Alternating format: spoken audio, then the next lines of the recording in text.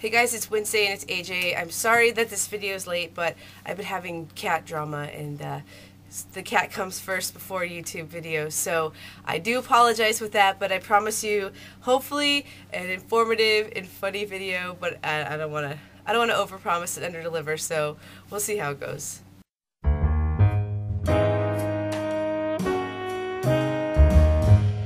So the first question... Okay. So the first question that we got this week was, how did we get used to interacting with people and coming out in the GLBTQ community? Were there any awkward moments? Well, how did I get used to interacting with people within the GLBTQ community was I put myself within the community, and I was only 18 and a half, 19 when I came out, so I was really limited to what I knew I could do was go to the 18 and up clubs that there were and network with people and meet people. But being that I wasn't 21, I couldn't really do much as far as going to the bigger clubs that were up in LA. So I tried to get involved with, I remember I went to a gay and lesbian chat thing at Cal State Fullerton a couple times, and my friend took me to the Gay and Lesbian Center where they had a women's chat group where they all sat around and talked, but to me that was kind of boring. But I mean, as far as getting involved now that I'm older, I play in a lesbian softball league, I do the beaverbunch. I mean, I am involved so much in the gay and lesbian community. I'm turning into like the king of gays. I encourage all of you younger beavers to definitely start your GSA alliances at your school, or even if you can't have that, just hang out together as a little community. Not like where you're walking around school and you're like, we're here, we're queer, get used to it, but just, you know, keep together, keep a little tight family together. That definitely, you guys can grow from that. But were there any awkward moments as far as when I came out? I did find it kind of embarrassing when people that I knew found out I was gay, and I was like, no, I'm not gay, and I would deny it, and forever I would deny being gay. But eventually, like, there was a point where I had to accept the fact that, yeah, I came out as a lesbian and this is how I am. And for the longest time, I didn't want to cut my hair because I knew as soon as I did that, I would be identified by the hair that I had.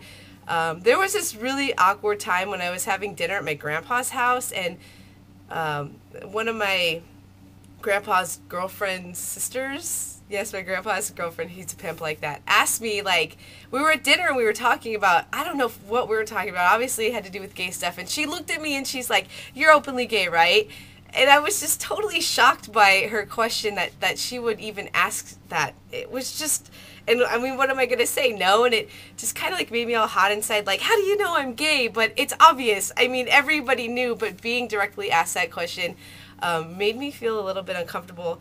I don't know. And I think that was probably one of the more awkward moments that I had. That and telling my cousin Stephanie that I was a lesbian was really hard, and she kept saying, email me a picture of you, I want to see what you look like, I haven't seen you in so long. And I hesitated and hesitated on sending her a picture because of how I looked, and I finally sent it to her, and she's like, I knew you were gay and we don't care. And it's just like the fear of not knowing how people are going to react really paralyzed me as far as coming out further. Even to my extended family, it's hard. But now, everybody knows. I mean, there's no hiding it anymore. It's just like I walk out of the house and it's like, there's AJ, the big dyke. But yeah, that was one of the more awkward situations that I had as far as coming out. Did you put that blanket up so you can't see me? Yeah.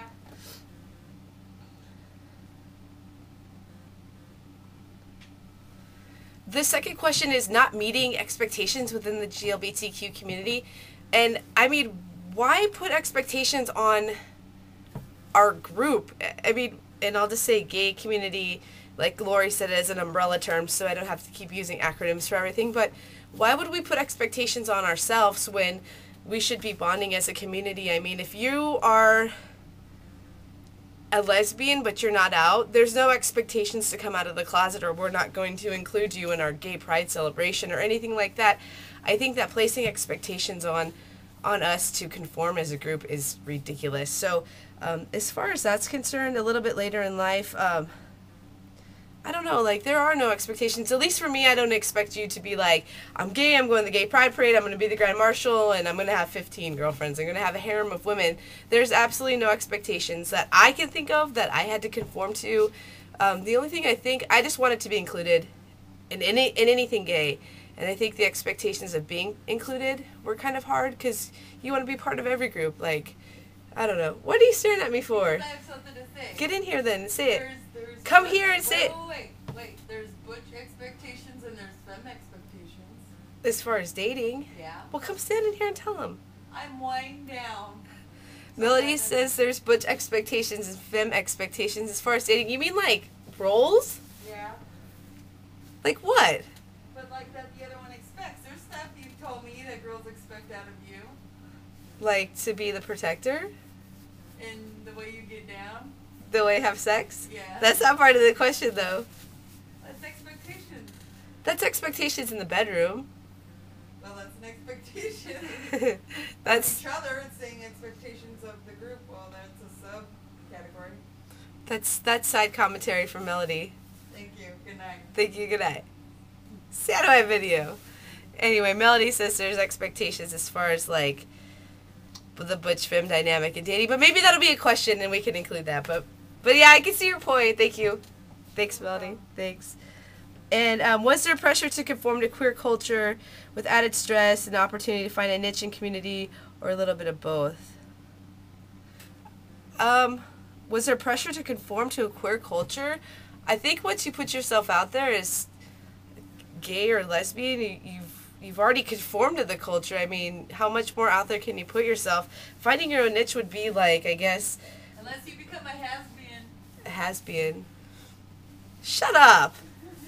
Anyway, yeah, I mean, if you put yourself out there, you're going to find it, whether or not you're butch or femme, or you're stone butch or stone femme. It's just like, that comes with time, and like, you'll find that. And then, like I told you guys a long time ago, when I first came out, I had long, blonde, flowing hair like Rapunzel, and I mean, I guess in time, I transformed into this big butch lesbian, and like, that's me, and I found my niche, but it took me a while, but it took trial and error, and I won't lie to you, I even went out on a date with a fucking bald butch lesbian one time, so it took me a while to find where I fit in, and now I'm comfortable in who I am and how I represent myself, so I guess that just all comes with time.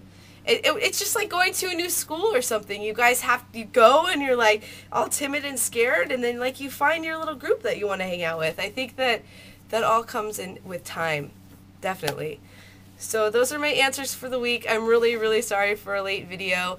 And to all of you guys that follow the Beaver Bunch on Twitter, you're awesome, because last night we had Beaver Bunch roll call, and I think we're getting close to having a beaver in all 50 states. That would be awesome. I'm going to do a little map and figure it out, but I think we're getting close to covering.